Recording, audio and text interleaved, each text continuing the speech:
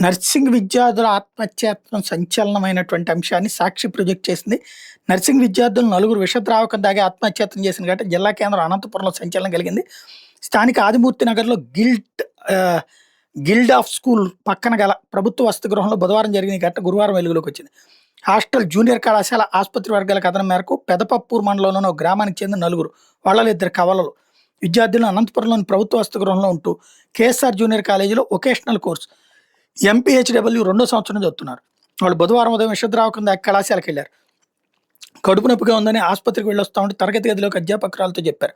ఆసుపత్రి ఓపీ బ్లాక్కి వెళ్ళి ఓపీ చీటీ అడగ్గా వాళ్ళ ఆధార్ కార్డు చూపించాలని, తమ వద్ద ఆధార్ కార్డు లేవని చెప్పిన వాళ్ళు కడుపు నొప్పికి మాత్రలు రాయించుకుని వెళ్ళిపోయారు. గురువారం ఉదయం కళాశాలకు వెళ్ళిన వాళ్ళు తాము విషద్రావకం తాగినట్టు అధ్యాపకురాలతో చెప్పారు. ఆమె ప్రిన్సిపల్ నాగరత్నం దృష్టికి తీసుకెళ్లారు. వెంటనే నలుగురిని ప్రభుత్వ సర్వజన ఆసుపత్రికి తరలించారు. సంక్షేమ శాఖ అధికారులు, హాస్టల్ సిబ్బంది, అధ్యాపకులు ఆసుపత్రికి చేరుకుని విద్యార్థుల ఆరోగ్యం మీద ఆరా తీశారు. విద్యార్థులకు ప్రాణాపాయం లేదని వైద్యులు తెలపడంతో అందరూ ఊపిరి పీల్చుకున్నారు.